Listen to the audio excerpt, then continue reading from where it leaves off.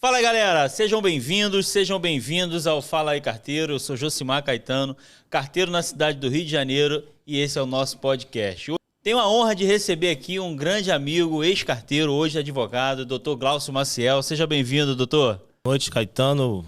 Agradeço aí o convite, obrigado. Te parabenizar aí por essa oportunidade, parabenizar você por esse espaço onde vários colegas nossos têm a oportunidade de vir aqui falar, contar a sua experiência e engrandecer esse grande projeto aí. Parabéns. Eu quero dizer para você que está aí do outro lado, que está nos acompanhando, continua comentando, continua curtindo, divulgue para os nossos companheiros que estão aí na nossa base, a categoria setista, nossos amigos que têm nos dado essa força, essa moral aí, ter levado a nossa voz um pouco além, um pouco mais longe.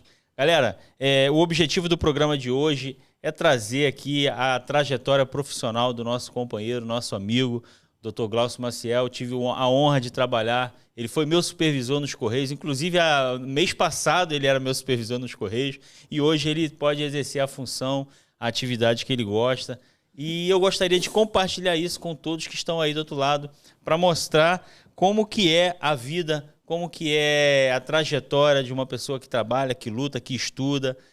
Dr. Glaucio, né, se formou, bacharel em Direito, fez a ordem e agora está advogando fora do nosso quadro da empresa setista, mas agora apoiando aí, servindo a sociedade aí nessa situação de advogado. Eu quero também aqui, antes de mais nada, mandar um abraço especial a todos os atendentes das agências dos Correios que já atenderam mais de 500 mil de aposentados e pensionistas em todo o Brasil, que foram vítimas desse golpe do INSS, esses trabalhadores que tiveram ali o brilhante desempenho, que se empenharam para atender as pessoas mais necessitadas, aqueles que não têm acesso, às vezes, à internet, que não têm habilidade digital, mas que foram lá receber na sua agência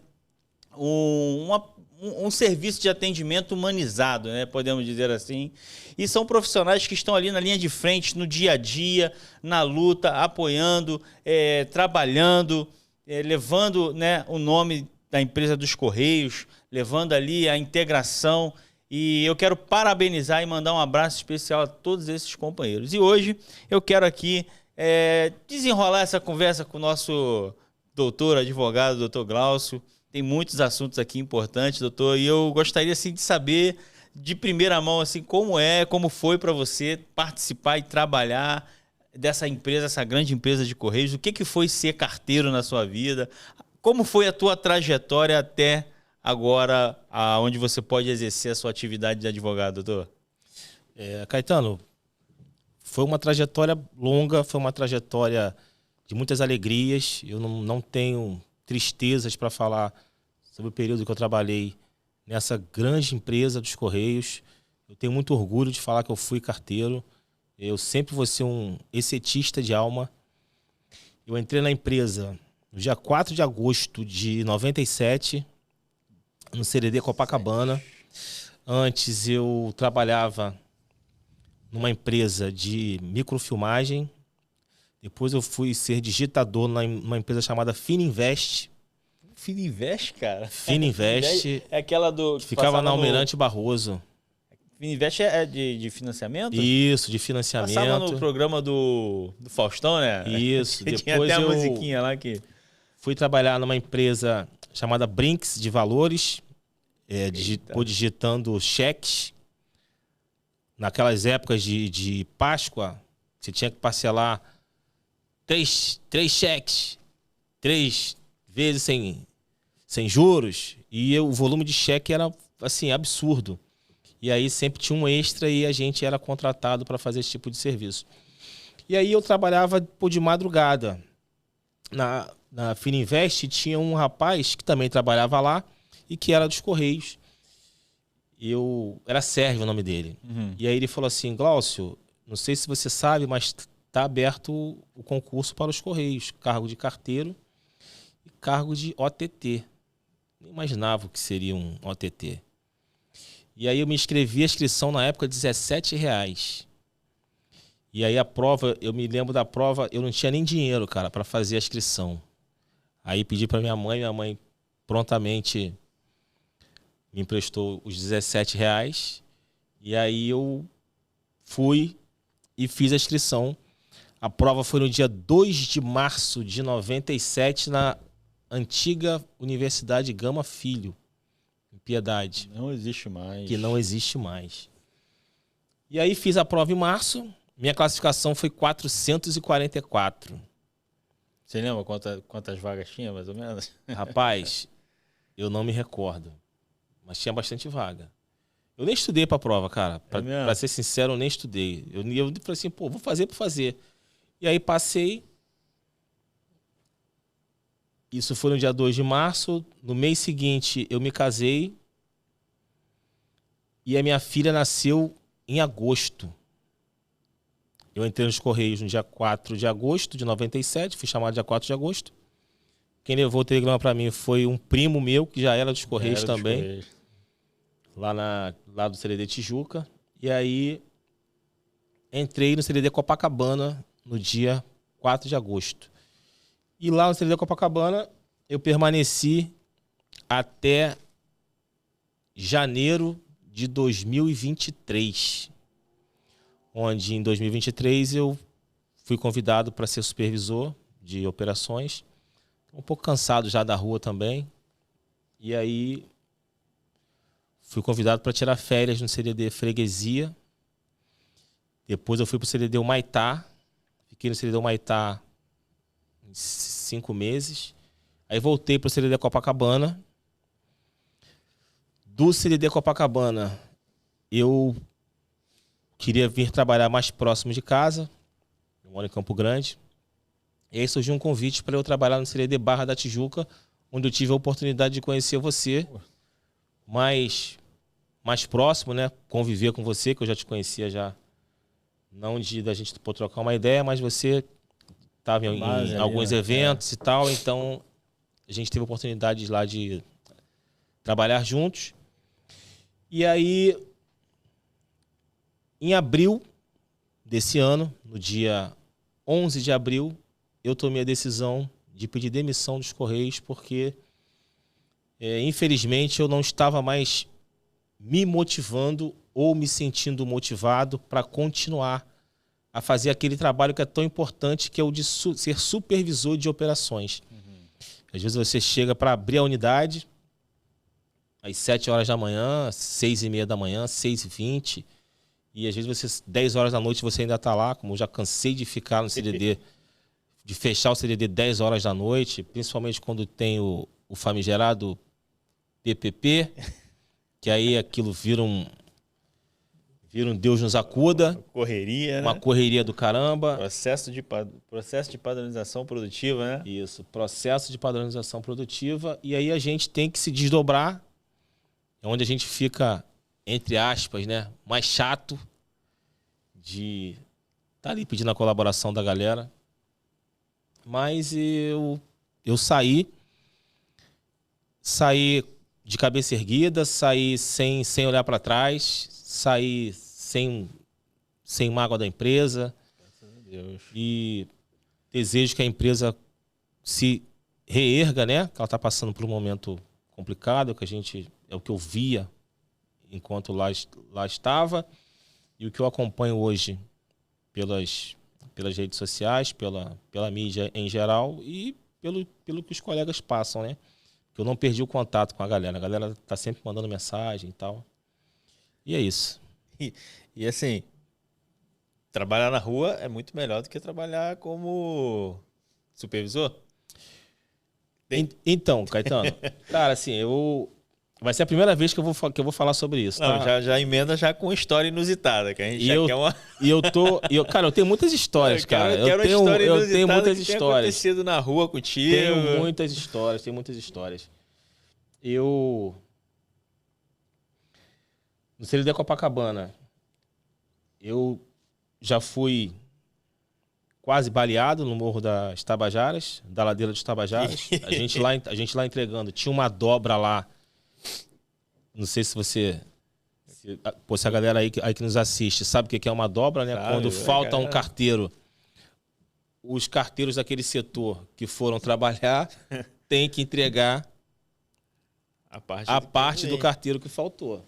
Então, a gente lá no meio da entrega lá e operação, bala voando, e a gente teve que descer a escadaria correndo. Lá em Copa, nós temos 3 comunidades, né? Que é o Chapéu Mangueira, a Ladeira dos Tabajaras e o Pavãozinho. Então, teve um episódio lá, não comigo, mas com outro colega, foi em 2016, 2015 ou 2016.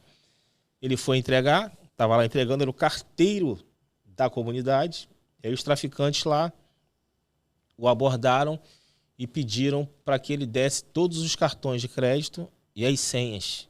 Eita! E aí ele disse que ele não tinha mais nenhum cartão, que não tinha senha, que já tinha entregue tudo. E aí os traficantes não ficaram satisfeitos, pedindo para que ele abrisse a bolsa, botaram terror nele lá, e ele, um rapaz muito tranquilo, muito na dele, chegou muito nervoso. Eu era delegado sindical à época. Ele chegou me procurando, tremendo, falou o que tinha acontecido com ele lá.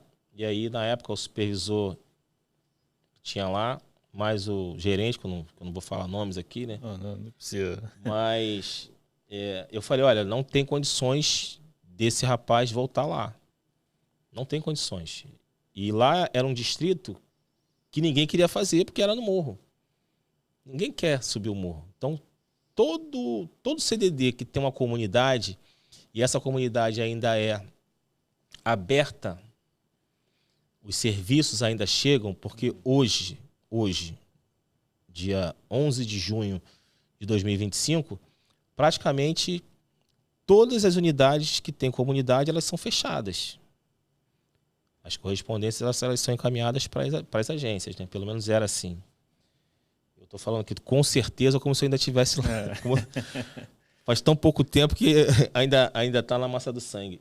Mas, e aí o gerente falou, realmente ele não vai mais. E a gente comunicou para a Gerai na época, a Gerai comunicou com Brasília, e aí fechou-se a entrega da Ladeira dos Tabajaras. Passou aí tudo para a agência.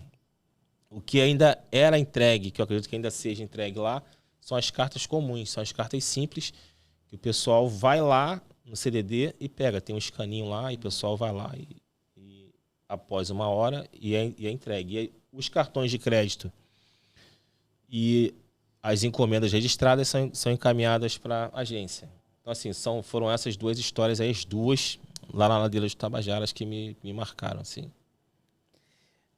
O Rio de Janeiro ele é muito complexo, né, cara? De repente você tá num condomínio de luxo aqui na Barra da Tijuca, quando você vira a esquina, você pode estar numa comunidade, tipo uma cidade de Deus.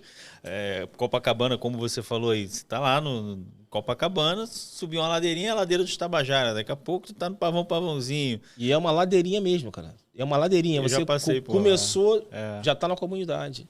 Eu já subia sem conhecer. Você né, passa na rua Siqueira Campos, a entrada para a Ladeira dos Tabajaras é uma entradinha à esquerda. Então, assim, até uma numeração ainda tem entrega. Agora, de uma numeração para cima, aí já não tem mais essa já entrega. Já não tem mais condições. Mas é isso, cara. O que me chamou a atenção, assim, de Copacabana para Barra da Tijuca, já como supervisor, né? Uhum. Assim que eu cheguei no CDD Barra da Tijuca, o gerente, à época, que ainda é o gerente, né? Meu amigo pessoal, falou assim, olha, vamos ali fazer uma visita. E aí nós fomos fazer uma visita, eu fui no carro da empresa com ele, eu estava dirigindo, lá perto da Tijuquinha. Era a rota 302. Rota 302. E aí era o condomínio do Bruno Galhaço. Conheço ali, já fui ali já entregar. E aí entramos, maior segurança, né, e tal. Estacionamos o carro e aí saímos do carro, vamos lá. Caetano, quando eu toquei a campainha, eu não parava de olhar para o alto, porque a porta não acabava. Aquilo me chamou muita atenção. o luxo das casas que tinha naquele condomínio. E aí a moradora veio, né? Era uma xícara dela que estava quebrada. Ela estava reclamando que ela recebeu uma encomenda internacional e a xícara estava quebrada. Ela fez uma reclamação pelo Fale Conosco e aí nós fomos lá para tentar resolver. E me chamou bastante a atenção. Não só a minha atenção, como a atenção do gerente também. E aí, quando nós estávamos saindo, tinha uma placa de aluga-se numa casa, 2 casas depois. Aí ele falou assim, pô, aí, Glaucio, só de sacanagem, vamos ligar pra gente ver o preço? E aí ele ficou ligando, mas aí ninguém atendeu. Mas é surreal, assim, a diferença que você enxerga, que você percebe de um bairro para o outro. Nós, assim, hoje aqui na Barra da Tijuca, a gente pode afirmar que não tem milícia e não tem tráfico. No entanto, eles estão em todos os bairros adjacentes. Eles não estão na Barra, mas estão na Tijuquinha, estão em Rio das Pedras. Eles não estão na Barra, mas estão aqui no Recreio. Então, acho que o único bairro do Rio de Janeiro que ainda não teve uma incidência do tráfico de drogas em si, uma facção se estabelecer, uma milícia se estabelecer, é a Barra da Tijuca. Tem diversas questões aí, né? Poder econômico, político, que é uma área super protegida, digamos assim, né? Eu acho que é político. Político, né? Político. A prefeitura também está estabelecida ali na Avenida Ayrton Senna, né? Então tem tudo, a subprefeitura. Eu acho que tem todo um esquema aí. Mas, voltando aqui à tua trajetória, Glaucio, foram os R$17 mais bem investidos da tua mãe, cara. Rapaz, ela, assim, cara, a minha mãe, assim, ela sempre acreditou muito em mim, né? Eu lembro que na época do quartel eu servi no BG, em 93. Pé pretinho, né? 94. Pé pretinho. Primeiro batalhão de guardas. Era molezinha lá, né? Não, terrível, meu, horrível. Fiz grandes amigos lá também, cara. Forças Armadas. Às vezes a gente faz encontros, né? Quanto tempo isso? 20 anos? Tem mais, né? Eu tinha 19 anos, pô. Aí. Tem 32 Caramba, anos. E as amizades ficam? As amizades ficam, cara. As amizades ficam. A gente perdeu um agora, que era primeiro sargento bombeiro, num acidente de trânsito. E aí eu vindo no ônibus, com fone de ouvido, né? Ouvindo no rádio, aí quando falou o nome dele, eu falei, pô, eu já sabia logo. É um amigo. Aí eu fui no grupo, eu falei com a galera, pô, não tô sabendo não. E tal. Eu falei, cara, é ele. E aí, eu tava em Copacabana ainda. E aí cheguei, pô, consegui uma moto emprestada, porque a minha tava na oficina. E fui até Guapimirim e consegui me despedir dele ainda. Uma época muito boa. Mas na época do quartel, a minha mãe falou assim, meu filho, por que você não faz prova para sargento? Aí eu falei, pô, mãe, a inscrição é muito cara. Ela é cara? É cara quanto? Nem lembro a época. Ela falou assim, ó, eu vou pagar a sua inscrição e vou comprar uma apostila para você.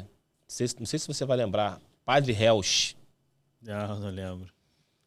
Uma apostila do Padre Helsch, dessa grossura. É mesmo? Tinha todas as matérias. História, geografia. Eu sempre fui muito bom em história e geografia. Falei, pô, história e geografia, vou estudar matemática, né? Que eu nunca fui muito bom em matemática. De repente, por isso que eu quis cursar direito, né? Vou fazer humanas. E aí, chegou o dia da prova no Maracanã. Caetano, parecia final de campeonato. É mesmo? Flamengo e Vasco. E faziam na arquibancada, né? Fazia na arquibancada. Todo mundo com a sua prancheta ali. E eu sempre confiei muito no meu taco, né? Falei, pô, mano, vou brincar. Cara, quando eu subi a rampa do Maracanã, que eu vi o Maracanã cheio, cara, me deu um branco na hora de fazer a prova. E aí eu fiquei umas meia hora para me restabelecer. Fiz a prova, né? Não consegui passar. E aí como eu servia no BG, o BG é um batalhão de guarda, então tira muito serviço. Então, eu tirava serviço no Comando Militar do Leste, que fica ali na Central, que é o CML. Palácio Duque de Caxias, no CML. Tirava serviço na URCA, tirava serviço no Monumento. Vermelha. E aí eu fiquei, nesse dia, eu fiquei na guarda do CML, recebendo o público. E, curiosamente, os aprovados naquele concurso foram lá para dar início ao seu concurso, né? Que eles foram chamados e tal. E aí eu ficava olhando assim para alguns candidatos e falava assim, meu Deus, como é que esse cara passou? Por que esse cara passou, eu não passei, irmão? Porque ele estudou, mais do que você. Então a minha mãe, assim, ela sempre acreditou muito, né? Ó, tem essa inscrição aqui, meu filho. Pô, vai lá e faz que é bom e tal. E depois que eu entrei no Correio, eu falei, mãe, agora estabilizou. Agora É não tudo que a vou gente fazer precisa mais de não. estabilidade, Agora, né? E eu tinha muito isso. Ah, tem que fazer um concurso, tem que passar num concurso público para você ter uma estabilidade. Então, assim, eu, graças a Deus, desde que eu me entendo por gente, né? Eu comecei a trabalhar com 15 anos. Eu fui entregador de jornal, fui Globinho lá no Rio Comprido, em 89. E aí, de 15 anos até abril de 2025, então de 89 até abril de 2025, eu nunca fiquei desempregado. Então eu saí dos Correios agora por uma opção, mas eu, graças a Deus, eu nunca fiquei desempregado. Então, minha mãe, meu pai, para eles, assim, você tinha que ter uma carteira assinada e tinha, de preferência, que passar num concurso público. E aí, quando eu comuniquei à minha mãe, em abril, que eu estava saindo dos Correios, que eu fiz um texto de despedida, aí postei, coloquei fotos desses 27 anos que eu fiquei na empresa, quase 28 anos. Então, muitas fotos, eu postei no meu status, montando gente vindo me falar, minha mãe me ligou, Glaucio, meu filho, você tá maluco? Você tá maluco, Glaucio? Como é que você vai sair do Correio? Eu falei assim, mãe, eu sei o que eu tô fazendo. Isso é uma opção minha. E eu preciso fazer aquilo que eu gosto. E hoje eu não consigo mais fazer aquilo que eu gosto porque eu tenho um trabalho que ele me toma todo o meu tempo. Eu não consigo mais ser advogado trabalhando nos Correios. Na época que eu era carteiro, que eu trabalhava na rua, era mais fácil. Por que era mais fácil? Às vezes tinha uma audiência de manhã cedo. E aí eu falava com o meu gestor à época, ó, tem um compromisso aí de manhã e vou chegar um pouquinho mais tarde. Às vezes era permitido, às vezes não. Quando ele não permitia, eu usava as folgas que eu tinha direito, porque eu sou presidente de sessão do TRE. Eu sou presidente de sessão eleitoral. Então eu sempre usei essas folgas quando tinha audiência. E aí eu conseguia conciliar. Só que de um tempo para cá, pode dizer de 2024 para cá, eu não conseguia mais me motivar para estar nos Correios. Nada que acontecia nos Correios me motivava mais para que eu continuasse. Então, assim, eu não deixava a peteca cair, né? Eu tirava meu serviço normal, não faltava, cumpria com as minhas obrigações, mas aquela motivação eu não tinha mais. E aí, conversando com a minha esposa, eu falei assim, olha, e ela sempre falou assim, pô, Glaucio, por que você não sai e tal, para você só advogar, que é o que você gosta de fazer? Minha filha também, meu filho. Eu falei assim, vai chegar essa hora. E eu falei, olha, eu acho que a hora é agora. E ela falou, tem certeza? Eu falei assim, tem. Você me apoia? Eu te apoio. Eu comuniquei ao meu gerente, ele ficou surpreso, até a colega lá do administrativo também ficou muito surpresa. Ah, você tem certeza? Eu falei, tenho certeza. E aí preenchi lá a declaração, abri o processo, para mim foi tudo muito rápido. E aí quando eu vi, eu estava fora. E aí, assim, muita gente, assim, da unidade, né, do CLD Barra da Tijuca foi pega de surpresa, né? Não esperava que eu saísse, assim, da forma que eu saí. Mas eu saí de boa, acho que saí na hora certa. Quando você não está feliz numa empresa, quando você não está feliz no emprego e você confia no seu potencial para que você possa fazer uma outra coisa, uma mudança de direção, eu acho que você deve sim seguir seu coração e fazer a coisa certa. E fazer a coisa certa. E com relação assim, fazer a coisa certa, né? Isso eu acho que depende muito de cada um. Ou será que é a coisa certa? Ou será que tem muitos porquês, né? Uhum. Mas quando você confia em si, quando você confia no seu potencial, quando você confia no seu taco, vai, porque tem coisas boas lá na frente. Pô, show de bola. Eu fiz questão de te convidar aqui porque é uma história inspiradora, cara. Traz, assim, no seu bojo todo um... Eles falam que você joga pro universo, o universo te devolve. Outros, Devolve. né? Eu creio muito nisso, Caetano. Eu Joga pro universo, ele te devolve. Eu não tenho inimigos. Não tenho inimigos. Nas unidades que eu passei como supervisor, eu não fiz inimigos. Se alguém, porventura, ficou chateado comigo por alguma coisa, foi por causa de trabalho, né? E assim, no trabalho, eu era chato, sim. Chato em termos, né? De querer as coisas certas, de querer que as coisas saíssem conforme os manuais da empresa regem, né? Às vezes, tinha vezes que alguns colegas ficavam chateados comigo porque não davam nota nos objetos. A primeira ausente, data e hora, segunda ausente, entrega interna. É um serviço mais técnico, né, mano? Então, era mais técnico.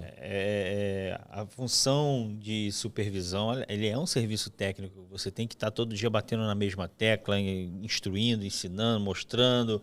Mas vai ter dia que tu vai ensinar 10 vezes e vai ter que continuar ensinando. Sim, então assim, aí eu vim de uma unidade, né? Que foi ali da Copacabana, onde assim, é uma unidade escola. Foi uma unidade que eu entrei, que eu aprendi tudo que eu sabia. Tudo que eu sabia, eu aprendi no CDD Copacabana. Então, quando eu fui tirar férias no CDD Freguesia, eu tomei um choque de realidade. Coisas simples, que não eram cobradas. Carimbo em AR. O cara carimbou no AR, ele não queria colocar a caneta ali, porque ele já tinha colocado o carimbo. E o manual diz que você tem que colocar. Aí eu fui para o CDD Humaitá, também outro choque de realidade, um CDD muito politizado, né? Eu saí de lá por causa de política. E aí voltei para Copacabana, aí falei, pô, aqui é minha casa, pô, tranquilo e tal, não tive problema nenhum lá. E aí, por uma questão de distância da minha casa, eu fui para o CDD Barra da Tijuca. E aí o gerente falou assim, pô, cara, aqui é legal, pô, a equipe é boa e tal. E realmente, é uma equipe de trabalho muito boa. Como toda unidade, tem suas particularidades, né? Mas, assim, no geral, eu saí de lá sem ter brigado com ninguém, não saí aborrecido com ninguém. Espero também que ninguém tenha ficado chateado comigo. Mas se ficou também é por causa de trabalho. Então, Trabalho é trabalho. A função ela tem um ônus. A função ela é desgastante. Ela é desgastante demais. E assim, no meio dessa tua trajetória, aonde que nasce a paixão pelo direito? Aonde que nasce o Glaucio advogado? Aonde que você fala, não, eu tenho que me dedicar nisso aqui? Era novo caminho, novo rumo? Ou, sei lá, era algo paralelo? Como é que esse algo se transforma hoje no seu objetivo de vida? Pô, cara, agora eu vou me dedicar só a isso aqui. Qual o momento da tua história? Então, assim, eu acho que nada na história tá solto. Sempre tem um antes, um durante e um depois. Nada na história fica solto, né? Eu fui criado no Morro do Turano, ali no Rio Comprido, né? Fui criado pelo meu pai ali, junto com meus irmãos. Então ali é uma comunidade que fica ali próximo ao túnel Rebouças. Era nos fundos da Universidade Estácio de Sá.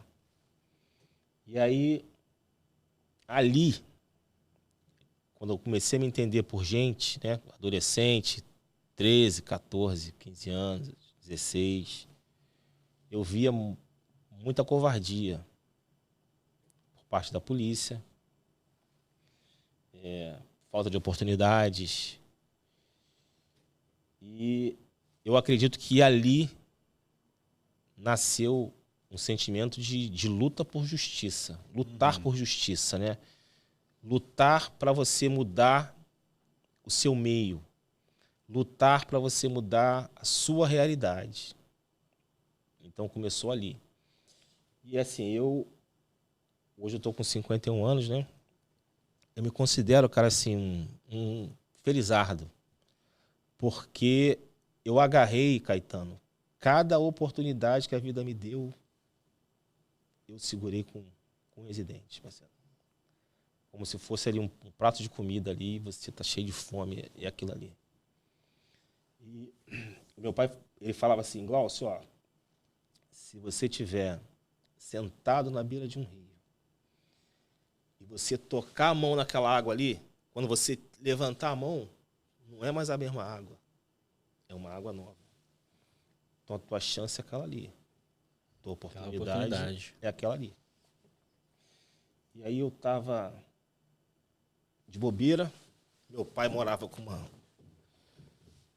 mulher na época, né? Isso foi em 87. Eu tinha chegado da rua, ela falou assim, olha, Glaucio, eu matriculei o meu filho numa escola que tem ali na Adoc Lobo, chamada Fundação Bradesco. Você já ouviu falar? Já ouviu falar.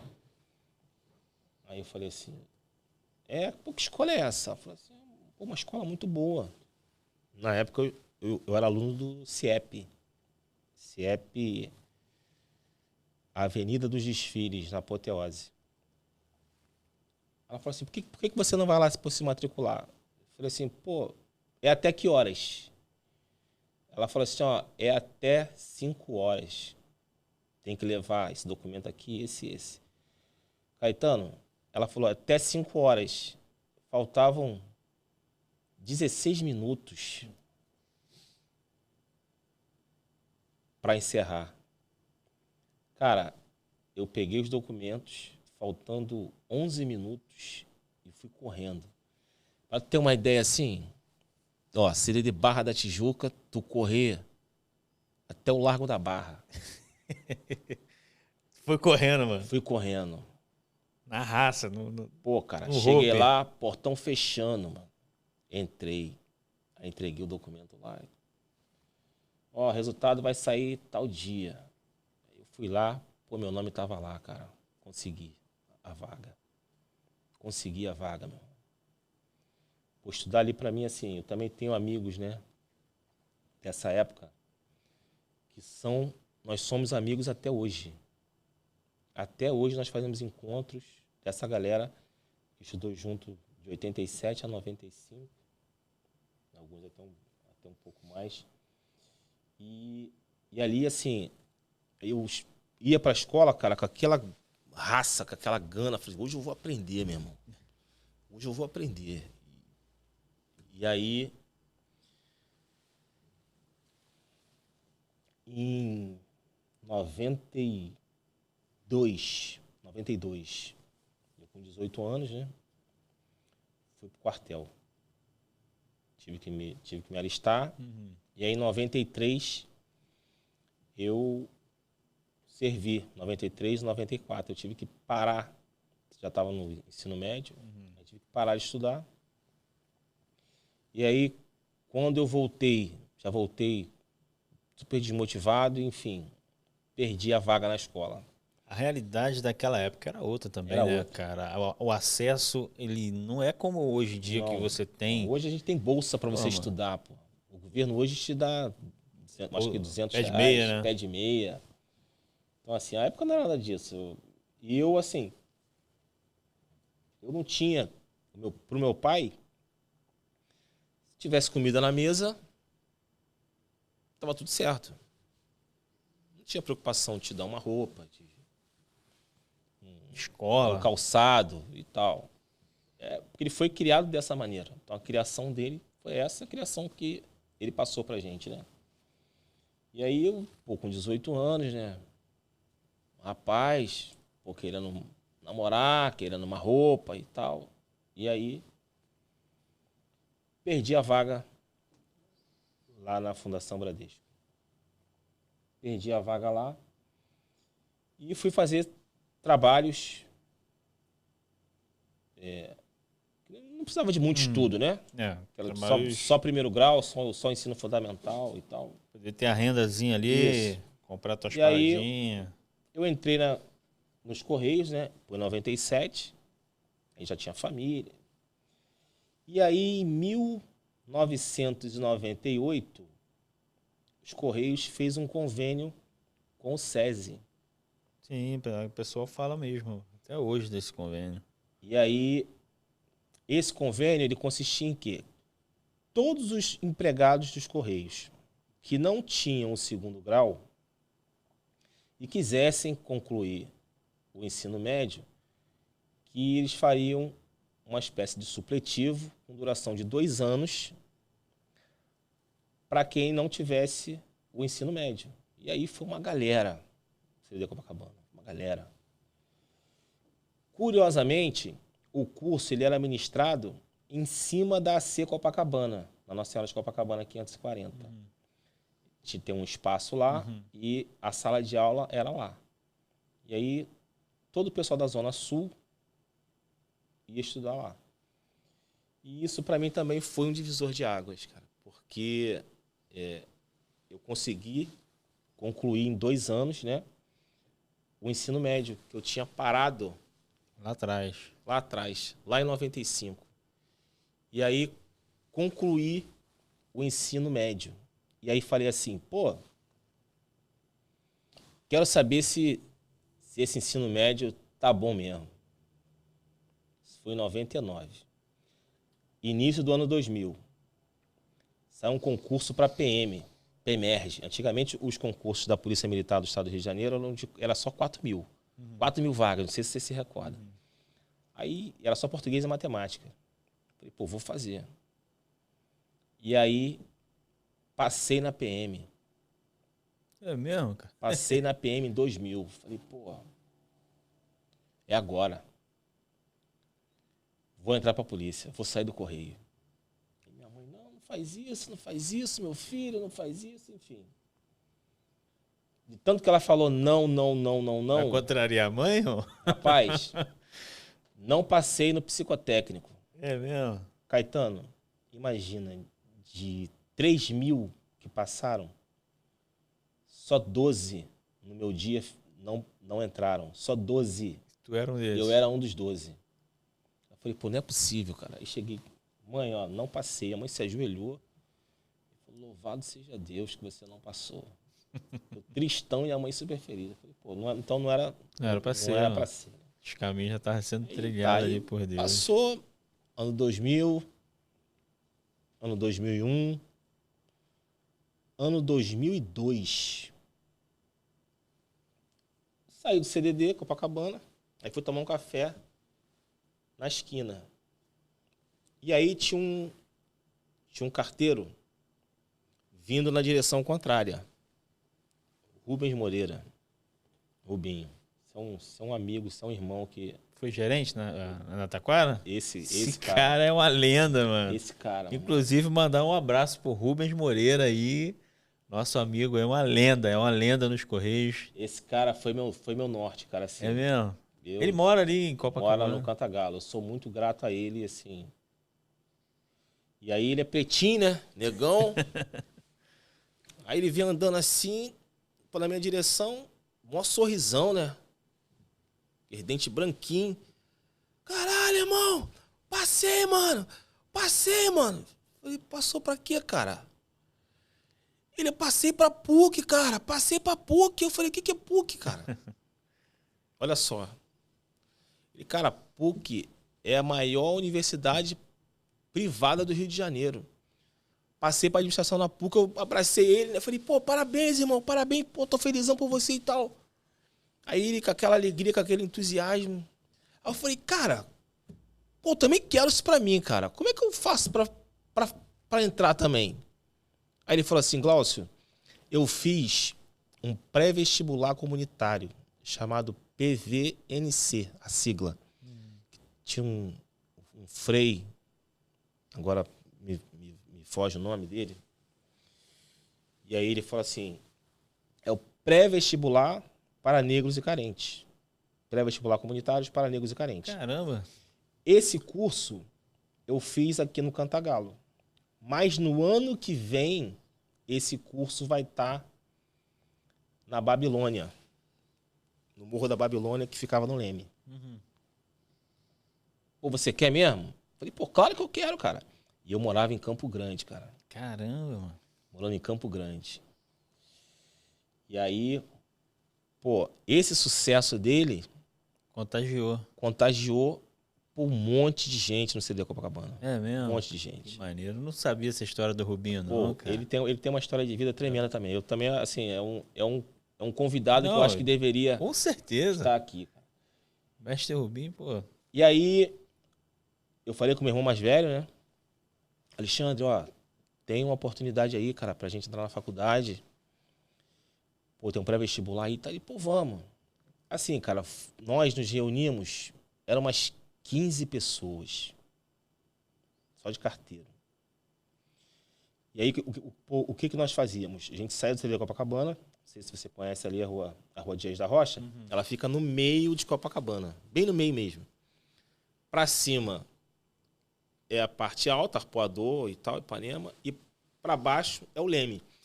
Nós íamos todos andando pela Avenida Atlântica até o Leme, uma distância maneira. É. Todo dia. E subíamos o morro a pé. E aí, professores que moravam em Botafogo, que moravam no Leme, tinha um professor de história lá, que era da própria comunidade, oriundo também desse projeto, professor da UERJ, que davam aulas de graça pra gente. Eles ministravam aula de graça. E aí, nos primeiros meses, a turma lotada. Lotada. Como no início assim, de todo o projeto, né?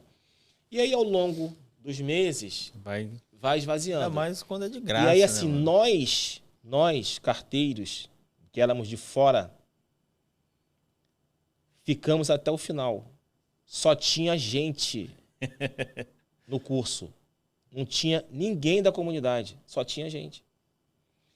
E aí veio o Enem. Veio o Enem, 2003. E aí? Cara, assim, quando eu estava no CDD Humaitá, a PUC é a área de entrega do CDD Humaitá. Eu me recordo que no dia da minha prova do Enem, os portões fechavam 1h. E aí, eu morando em Campo Grande, teve um acidente na Avenida Brasil. Eu desci ali no prédio dos Correios. Era umas 12h20, 12h18, para pegar o 435. O 435 veio, cara, faltava 5:01. Tudo parado, próximo à PUC. Aí o motorista falou assim, olha, não vou conseguir chegar lá no horário. Sugiro que quem for fazer a prova, desça e vai correndo. Mais uma correria. Mais uma vez o Glaucio tá lá correndo, meu irmão. Corre, Glaucio. Minha vida é correria, cara. Que correria, e aí mano. Eu sebo nas canelas, entrei faltando 1 minuto. E teve gente que não conseguiu entrar. Caramba, mano. E aí, assim, o que me marcou nesse dia, que eu fui fazer esse vestibular lá do Enem, foi que eu morava em Campo Grande e tive que fazer, porque antigamente era pela letra do seu nome, era em ordem alfabética, eles dividiam por letra, né? E aí, quando eu entrei na PUC, Caetano, eu comecei a chorar, cara, de emoção. É mesmo? Porque aquela universidade ali, para mim, era um sonho. Eu falava assim, caraca, eu tenho que cursar direito aqui na PUC. Porque na época do pré-vestibular, você faz teste vocacional, E sempre, tu aprende... sempre deu direito, né? Todo teste vocacional que eu fazia sempre dava direito. Direito de jornalismo, direito de jornalismo. Direito de jornalismo ou serviço social. E a referência era, em direito, era o UERJ, em primeiro lugar, pública, o FRJ e a UF. E eu fiz todos esses vestibulares. Mas era muito concorrido, como é até hoje, né? Uhum. Direito e medicina. E quando eu entrei na PUC, eu fiquei assim, meu Deus, cara, que universidade é essa? E aí fiz o Enem, fiquei com uma nota, acho que 8,5. 8,5. E na redação fiquei com 8 ou 7,5. A mesma nota que eu tirei, o meu irmão também tirou. Enfim, aí passamos, né? E aí a gente foi para escolher a faculdade e o curso. E aí a primeira opção que tinha para mim, pela minha nota e pelo curso que eu queria, era a Universidade Estácio de Sá. Como eu trabalhava em Copacabana e tinha um campus em Copacabana, eu optei em fazer a faculdade em Copacabana, no campus Dorival Caymmi. Uhum. Fica na Rua Raul Pompeia, na subida do Cantagalo, próximo. E aí, minha jornada começou em 2004. Comecei a fazer a faculdade em 2004. Conciliando com o trabalho de carteiro, saía da faculdade, às vezes 10, 11 da noite, chegava em casa 1 hora da manhã para estar acordado às 5. Pré-vestibular, mesma coisa. Chegava em casa 1 hora da manhã, às vezes pegava o último ônibus, parador, para ir para Campo Grande. Já só via os meus filhos dormindo. Só tinha contato com eles mesmo, de fato, final de semana, né? Você via as crianças acordaram, que você brinca e tal. E assim foi até 2009. São 5 anos, né? Uhum. E aí veio a colação de grau. Foi ali no Monte Líbano. Eu colei grau dia 31 de agosto de 2009. E aí terminei a faculdade, comprei um curso da OAB. Antigamente tinha aqueles aparelhinhos de MP3. Uhum. Antigo. E aí eu comprei o curso onde tinham todas as aulas em áudio. E aí eu ficava lá no meu escaninho, fazendo a minha TD1. Escutando e ouvindo as aulas. As aulas. E a galera naquela gaiofa, um sacaneando o outro. O cara que era do setor daqui gritava pro cara de lá. E toda aquela gargalhada. E eu ali concentrado ali, cara. E aí veio a primeira fase. Eu comprei um Vadimeco, que é aquele código gigantesco, né? Eu ficava em casa, final de semana, folheando ele. E durante a faculdade, eu só abria o Vadimeco durante as aulas, para acompanhar, ou quando tinha prova e tal, mas eu nunca li todos os códigos inteiros, do primeiro artigo até o último. Uhum. E eu fiz isso em 1 mês. Caramba. Eu tenho esse Vadimeco até hoje, Vadimeco 2009, que é o que me fez passar na prova da OAB. Eu ficava no meu quarto, em pé, andando no meu quarto, porque se eu sentasse, eu dormia. E lendo, enfim.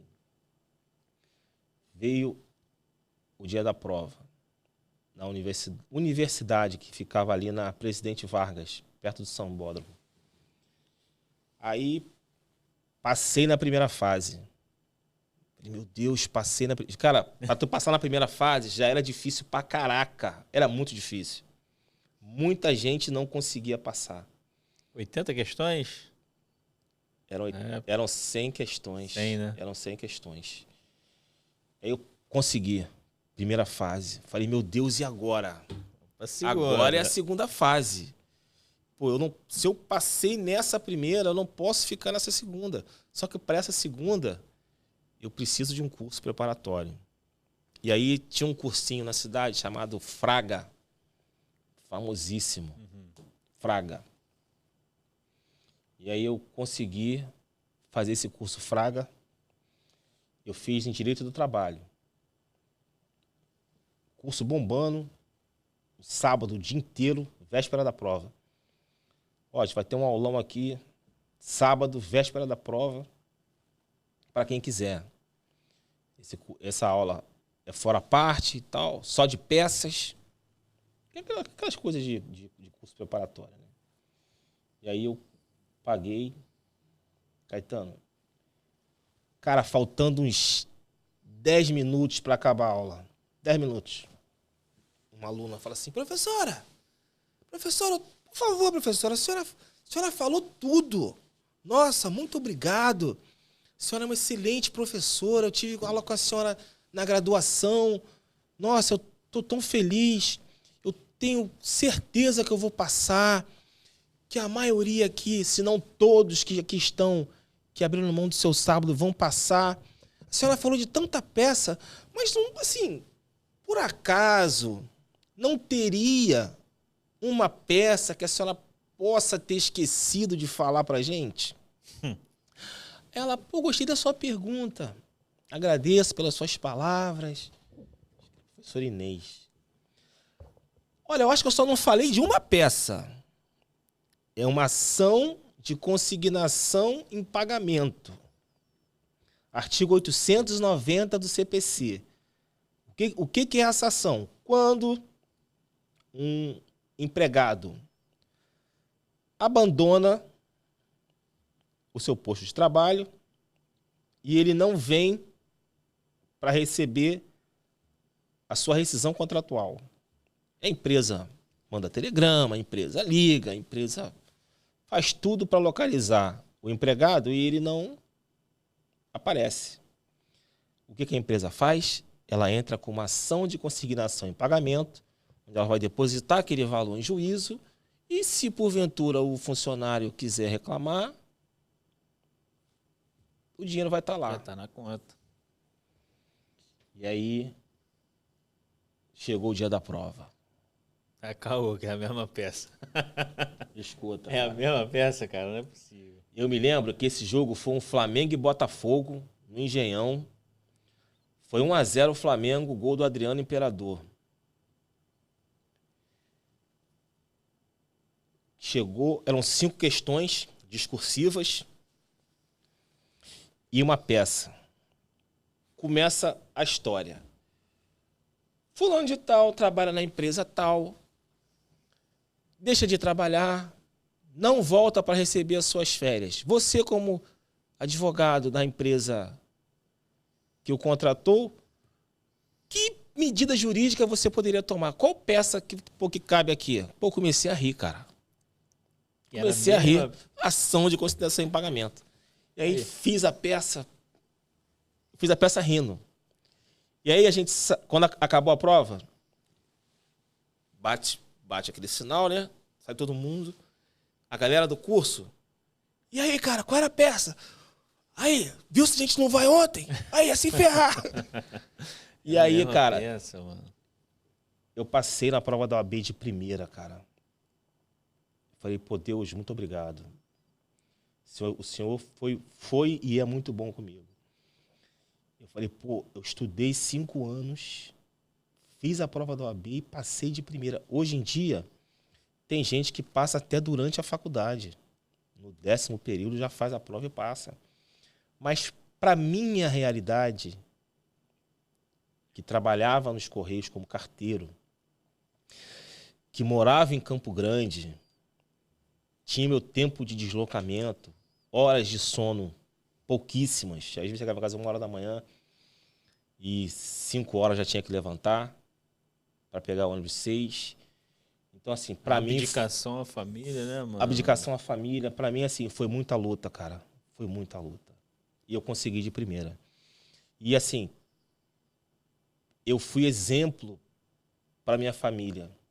O primeiro da minha família a terminar a faculdade. O primeiro a colar grau. O primeiro advogado da família. Hoje eu sou referência para os meus sobrinhos, que são todos adultos hoje, mas, tio, a gente sempre teve esse senhor como norte. O senhor sempre foi exemplo para a gente, o senhor sempre estudou e tal.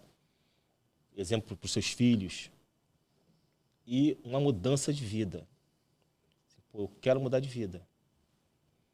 A gente sabe que o salário dos Correios, infelizmente, é uma das estatais que se paga o menor salário, né? Então, o direito, para mim, foi que me desse condições financeiras de eu mudar de vida. Eu conseguia conciliar o direito com os Correios. Consegui até esse ano, onde, de fato, assim, eu falei, pô, não dá mais. E aí eu optei em ser só o advogado. Mano, que história inspiradora, velho. Que história maneira pra um garoto que saiu lá do Turano, Pô, que cara, passou tudo. Pô, tu falou aqui só de trabalho, mano. não tem Falou lazer. trabalhei Globinho, trabalhei não sei o que, Fininvest, pô, Não tem cara. lazer, não teve massagem, mano. Foi só pauleira, só pedreira. E, assim, dentro dessa perspectiva que você falou do nosso camarada, o Rubinho, cara. Como é que era o nome do cursinho que ele fazia lá? PVNC, Pré-Vestibular Comunitário para Negros e Carentes. Para negros e carentes. Tu acha que tem a influência, irmão, nessa situação de ser um cara negro, ser um cara pobre, sair da onde tu saiu? Hoje você tá chegando onde você chegou, mas lá atrás, pô, o caminho poderia ser diferente, irmão? Pô, Caetano. O ca- Tá ligado o que eu tô falando? Pô, no Rio de Janeiro, Tô irmão. perfeitamente, No Caetano. Rio de Sim. Janeiro. Porque, doutor, hoje você tá, graças a Deus, Deus trilhou o seu caminho para você ser um advogado. Mas a gente viu semana passada a situação, por exemplo, do Pose do Rodo, que é um homem negro, né, que veio da comunidade, foi preso, passou as paradas. Ele tem vários documentos, vários vídeos na internet aí, ele contando o que aconteceu. E hoje ele está numa situação de destaque. Mas, pô, a polícia foi lá na casa dele, algemou o cara. Tipo assim, a realidade do cara foi totalmente diferente. Você, eu posso considerar, pô, caraca, meu parceiro, o Glaucio venceu, mano. Aqui eu posso falar pra você, pô, aqui a favela venceu, mano. Tá ligado? Aqui a favela venceu. E lá, mano? Que os caras botam algema no negro, que botam algema no camarada. E lá o cara venceu, pô. Então, foi bom você ter tocado nesse assunto. Quando a gente fala que a favela venceu, né? Eu lembro que no aniversário meu, eu cheguei em casa e aí, assim, minha filha não deixa passar nada em branco. Sempre tem uma coisinha. E aí tinha uma festinha surpresa para mim. E aí tinha os meus livros. E aí estava escrito: a favela venceu. Quando eu abri, assim, abri o portão da garagem, já botou uma música e tal, aquela gaiofa. E ela falou: a favela venceu. Com relação ao MC Pose, assim, pô, a favela venceu. Ele venceu. Eu venci. Por que eu falo isso? Porque eu estava até vendo uma fala de um amigo, de um outro grande criminalista. Ele fala assim: pô, é complicado a gente falar que a favela venceu. Por quê? Porque você vai numa comunidade, ainda tem esgoto. Em algumas, a pessoa tem luz, mas é gato. A pessoa tem água ali direto, mas também é um gato de água. Os serviços básicos não entraram ou não entram. Muitas vezes a gente culpa só o Estado, né? Pô, o Estado não vem aqui. O único braço do Estado que entra é a polícia. Teve um projeto do PAC no segundo governo Lula. Uhum. Então, assim, ele colocou lá no Complexo do Alemão, na Penha, ele revolucionou aquele complexo. 2010. Em serviços. Então, assim, à época, notícias da época, diziam que os traficantes de lá fizeram um acordo com o governo para deixar que a estrutura do Estado entrasse. Então, fizeram grandes obras lá, fizeram aquele teleférico, que é operado pela Supervia. Então, notícia que a gente tem é que foi feito um acordo entre os traficantes e o Estado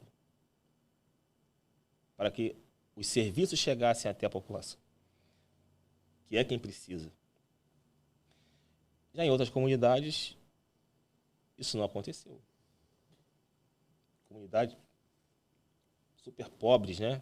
Você entra e você percebe que os serviços não chegaram. Então, assim, a gente tem hoje acordos políticos em Brasília, nas assembleias legislativas dos estados. Por que não um acordo entre essas facções e o poder público para deixar os serviços chegarem? Entende o que eu estou falando? Por quê? A gente fala assim, como é que um negro hoje ele consegue mudar a sua história de vida?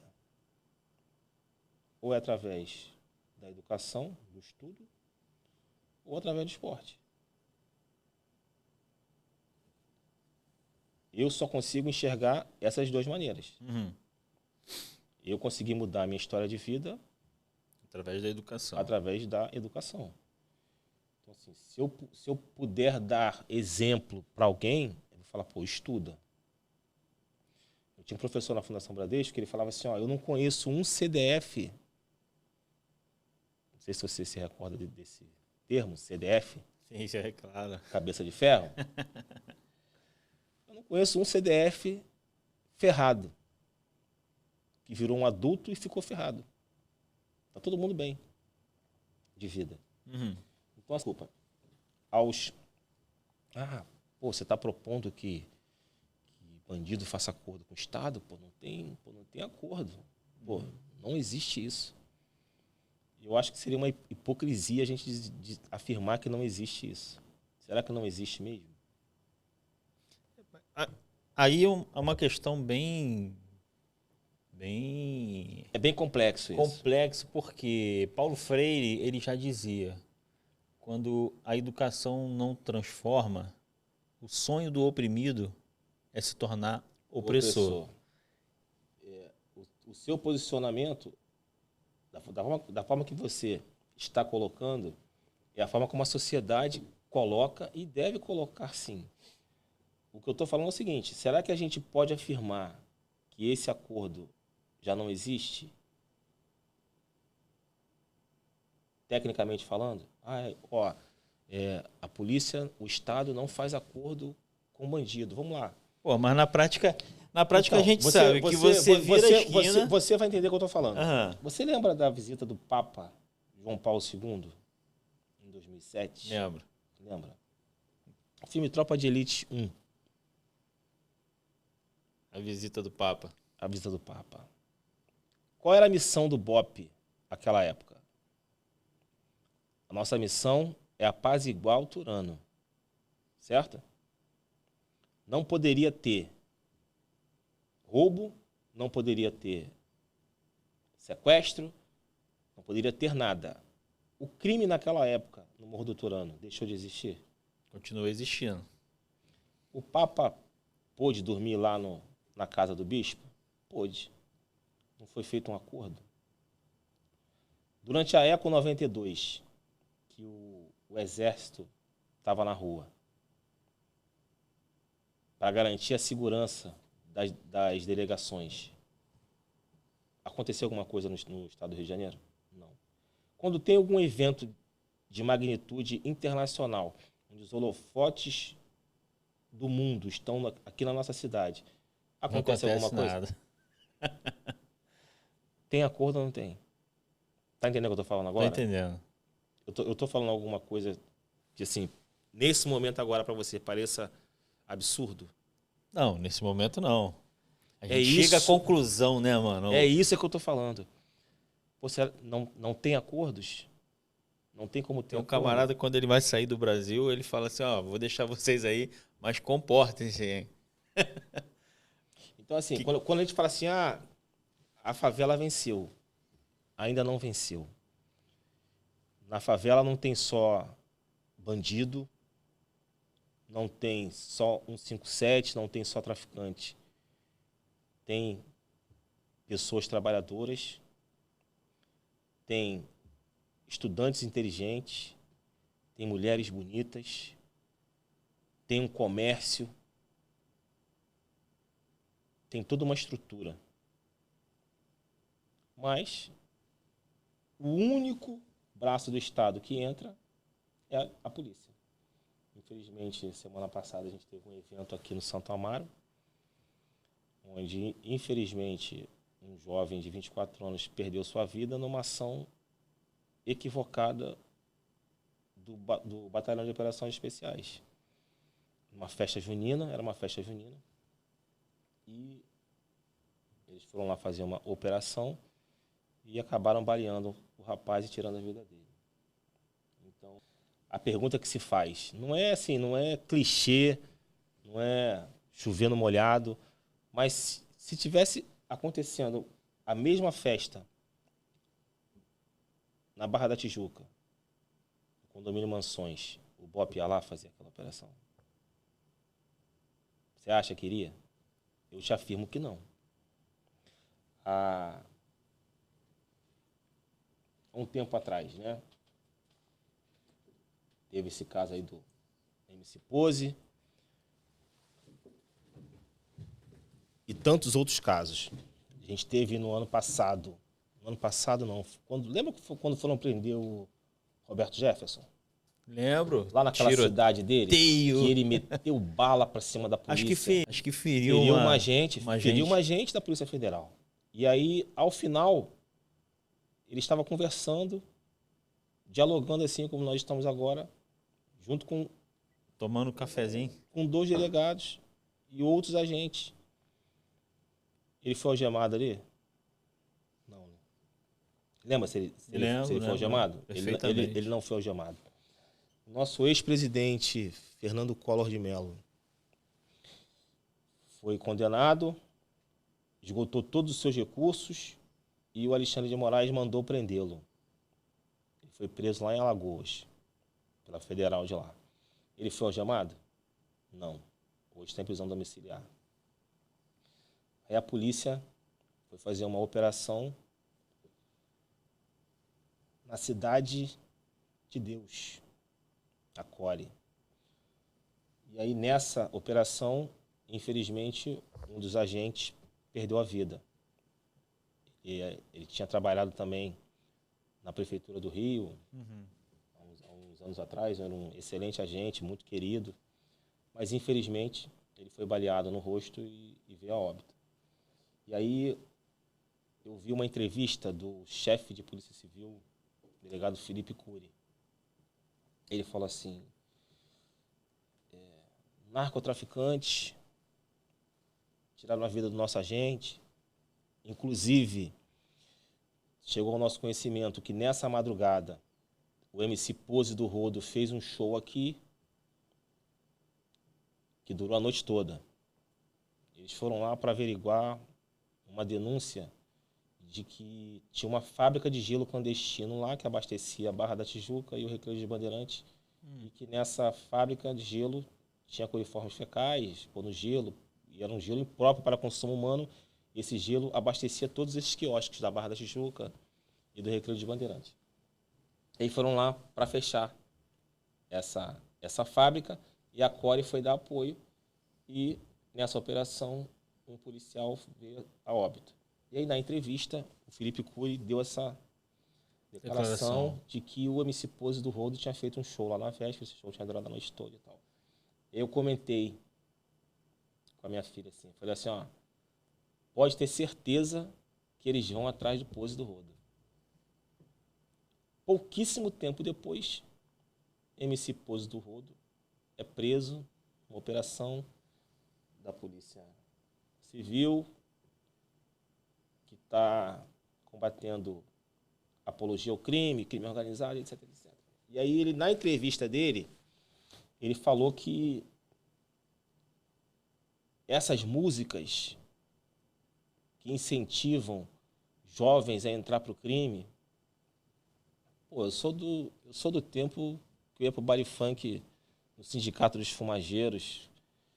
Pô, eu fui criado com aquela música do Rap das Armas.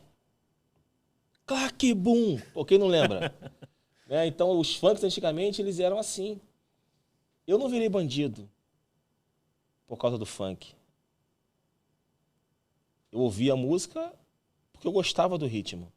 Como muita patricinha ouve e não vira bandido. Então, ele classificou essa música do Pose como uma música de apologia ao crime, que incentiva jovens, e classificou o MC como um bandido também. E aquilo me chamou a atenção. Eu falei assim, pô, ele não tem a coragem, e eu sou muito fã do trabalho dele, eu sou muito fã do delegado Felipe Cury, também tem uma história de vida muito bacana. Eu assisto muitos podcasts policiais, como posso citar aqui o Fala Guerreiro, o Fala Glauber, e ele já foi nesses podcasts de 4, 5 horas, e contou a história de vida dele e tal. E assim, quando ele falou isso, criticando a música do MC Pose, como o Oruan é criticado por ser filho de quem é, né? Isso me chama a atenção. Por quê? Para uma coisa chamada racismo estrutural. O MC Pose é negro. Ele é oriundo de uma comunidade. Ele é MC Pose do Rodo. Ele veio da favela do Rodo, lá em Santa Cruz. O que a polícia fez quando entrou na casa dele? Colocou ele de cara para a parede e o algemou. A gente tem uma súmula vinculante do STF, a súmula vinculante número 11, que diz que o uso de algema ele é feito em determinadas situações. Em regra, somente se oferecer perigo para você ou para outros agentes, para o próprio investigado ali, se ele oferecer resistência. O que não aconteceu. Ele ainda, com a mão para trás, as imagens foram exibidas assim, de uma forma viral, pela mídia, ele tentando conversar com o policial civil que tinha algemado ele, para o cara ver se afrouxava, e o cara impassível. Então, quando ele chegou na cidade da polícia, o cara pegou ele aqui pela nuca e baixou a cabeça dele, como se ele fosse um troféu. Uhum. Ali, ele foi exibido como se ele fosse um troféu. O que eles não fazem quando prendem alguém na Barra da Tijuca, quando prendem alguém em Copacabana, em algum condomínio. Então, por que com ele foi esse tratamento? Porque ele venceu. Ele é um favelado que venceu. Só um cordão dele vale R$2.800.000. Um dos cordões dele. Então, ele é um cara que venceu pela música. Uhum. Com a música dele. Ele é um artista. A favela ali venceu? Venceu. Só que algumas pessoas não conseguem aceitar o sucesso dele. O carro dele foi apreendido também. Uma BMW vermelha, que no documento botava preta. Uhum. Carro avaliado em mais de R$1 milhão. Então, assim, o sucesso, Caetano, ele incomoda. Incomoda muito. Porque a maioria das pessoas tem o seguinte sentimento. Você já deve ter ouvido essa frase. Eu quero te ver bem, cara. Eu te quero muito bem. Mas não melhor que eu. Tu pode ter muito sucesso, mas não mais que eu. Por quê? Porque quer te ver sempre abaixo. E ele tá lá em cima. Tu vê, ele saiu da favela. A favela não saiu dele. A favela veio recepcioná-lo, né? Não Não só isso. A favela não saiu dele porque a forma como ele se expressa. Cheio de gíria, cheio de gesto. Mas é um cara que teve sucesso na vida. Ele, falando da mãe dele. A mãe dele, o Marlon. Marlon, né? O nome dele. Marlon, você tem que fazer alguma coisa na sua vida. Ele, mãe, eu vou mudar de vida. Eu vou mudar. E passou a cantar. Cantar o quê? Cantar a realidade dele. Da galera, né? Só para exemplificar o que aconteceu com ele lá em Benfica, que é a porta de entrada das cadeias aqui no Rio de Janeiro. Qualquer pessoa que vá presa, ela é levada para Benfica. E lá ela passa por uma audiência de custódia. Quando a pessoa entra no sistema, ela tem que se identificar a que facção pertence ou que facção que é do seu bairro. Por quê? Porque se você for mandado para uma facção rival, você vai morrer. Então, ele foi criado em Santa Cruz, numa favela do nada pelo Comando Vermelho. MC Pose do Rodo. Então, falou assim, para qual facção que você vai querer ir? Se ele bota neutro você está com estuprador, neutro você está com pedófilo, neutro você está com pessoas que espancam velhinhos. Ali, então, era um documento que ele tinha que assinar e não foi uma escolha dele, no caso. Não, foi uma escolha dele. Foi uma escolha dele. Você escolhe para onde você quer ser mandado. Ele tinha que escolher o mais... Ele tinha que escolher... Ele escolheu o bairro onde ele foi criado. A favela onde ele foi criado. Que era dominada por qual facção? Comando Vermelho. Só que aquele documento ali, Caetano, ele é um documento sigiloso. Mas viralizou. Por que que viralizou? Quem fotografou e mandou para a imprensa? Quem? Alguém da SEAP. Alguém de dentro da SEAP. Qual a finalidade de expor aquela ficha?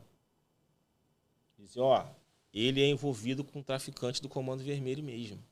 Porque ele colocou aqui na ficha que ele é do Comando Vermelho, que ele faz parte do Comando Vermelho. Foi essa a conotação que deram. Olha, ele faz parte do Comando Vermelho. Isso foi uma covardia que fizeram. Fazem isso com todo mundo? Eu nunca vi. Eu advogo na área criminal há 15 anos. Eu nunca vi isso acontecer. Primeira vez. Por quê? Porque é o Pose. Tem uma passagem, assim... Você advoga na área criminal, né? Na área criminal. Vamos falar dessa área criminal? Vamos falar. Só para finalizar isso aqui. A gente tá com tempo? Não, já bateu já 10 minutos. Pô, que maneiro, cara. Não, mas vamos finalizar o falando da área criminal e deixando um recado para sua família. Minha família? Minha família, para a galera do Correio. Mas aí você advoga, então, doutor, na área criminal. Isso. E o que tua família pensa sobre isso, cara? Pô, tipo assim, porque... Eles apoiam pra caramba, isso, cara. Apoiam pra caramba. Não acha perigoso, não. Apoiam pra caramba. Assim, a minha esposa, ela fica assim, Glaucio... Não fica tensa, pô? Assim, cara, não me chama pra ir em comunidade que eu não vou. E você tem que fazer diligência, ir na comunidade? Então, não me chama pra ir em comunidade que eu não vou. Eu não gosto. Eu não me sinto à vontade de estar no meio de um monte de homem armado. Não me sinto à vontade. Já fui várias vezes. É mesmo? Várias vezes. Mas, assim, é uma coisa que não me deixa à vontade. Às vezes você tem que ir. Tem que ter receio, né, mano? Porra. Assim, você às vezes tem que ir. Aí a minha esposa fala assim, ai, Glaucio, cuidado. Glaucio, olha lá, Glaucio. Avisa quando você chegar. E assim, hoje em dia, tá uma febre, ou um modus operandi, né, se é que a gente pode falar assim, de você, assim, se a polícia pedir o teu celular para você desbloquear, você vai alegar vários institutos legais. Direitos que não... E não vai abrir. Agora, se o cara botar o fuzil na tua cara e falar assim, bota a senha aí, tira a tua senha aí. Vai dar até o... Tu vai desbloquear, amigo. Tu vai desbloquear.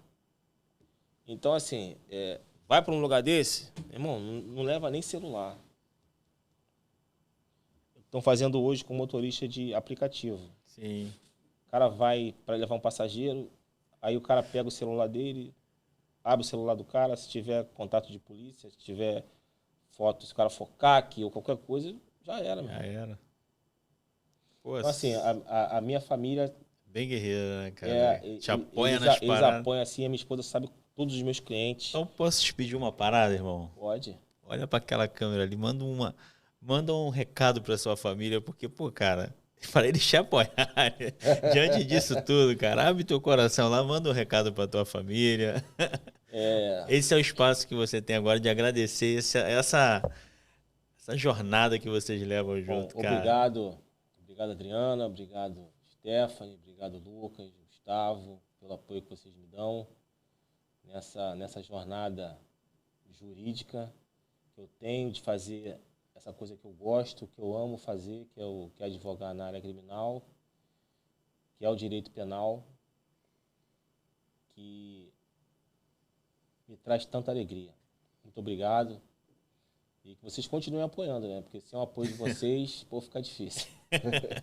Doutor, a gente vai querer receber o senhor aqui mais vezes. Cara, assim... Para poder falar... Eu queria contar casos penais. Eu queria ter outros temas aqui. Pô, a gente começou só o pose do rodo. Eu tava conversando esses dias na portaria lá, que o Rio de Janeiro não, o Brasil é um lugar maravilhoso, cara. Isso aqui parece um filme. A cada hora é um take diferente, a cada hora é uma história diferente. A gente chama de Réu de Janeiro. É o Réu de Janeiro. Réu de Janeiro. Uma hora é o pose, outra hora é a chuva, o frio, e daqui a pouco acontece no Brasil uma prisão de um cara que fala piada, depois um ex-presidente está na frente do juiz contando uma piada.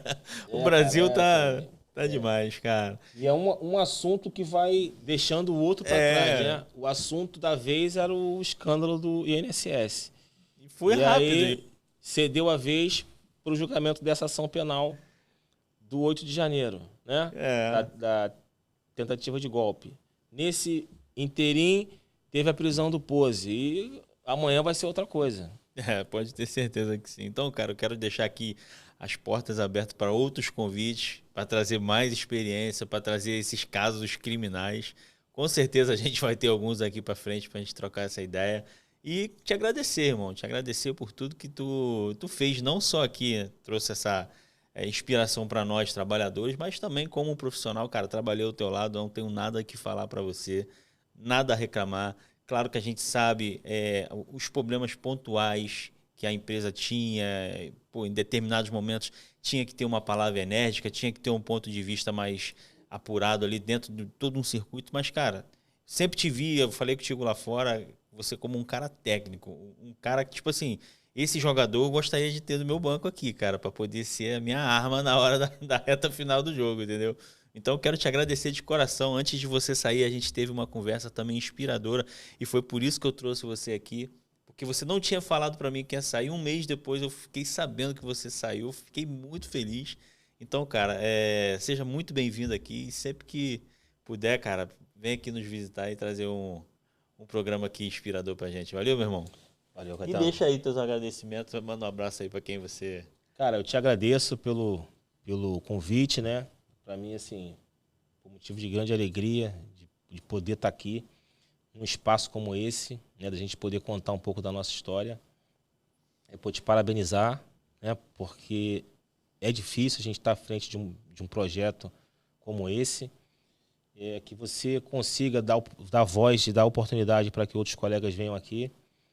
Dentro da empresa de Correios, assim, muitos colegas me marcaram positivamente, só fiz amigos, né? Dentre os quais a gente já citou aqui o Rubens Moreira. Rubinho, vai ser nosso convidado. A galera toda aqui do CDD Copacabana. Colegas meus carteiros. Se eu fosse citar aqui um ou dois, eu estaria sendo injusto. O restante, porque é muita gente. Sempre que a gente tem a oportunidade de se reunir, a gente mata a saudade.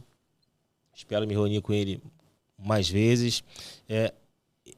essa minha história de vida aqui, se puder ser exemplo para outros colegas que queiram, né, estudar, que aproveitem as oportunidades que a vida dá. Eu sei que tem colegas advogados também que fizeram o mesmo caminho que eu, já saíram até antes de mim e hoje são advogados de sucesso. Não esqueceram também dos tempos que passaram dentro dessa empresa aqui maravilhosa. Eu só tenho a agradecer, cara. Obrigado mesmo por essa oportunidade. Espero estar aqui mais vezes. Aqui a ideia central aqui do Fala Aí Carteiro é a gente contar as nossas histórias, né?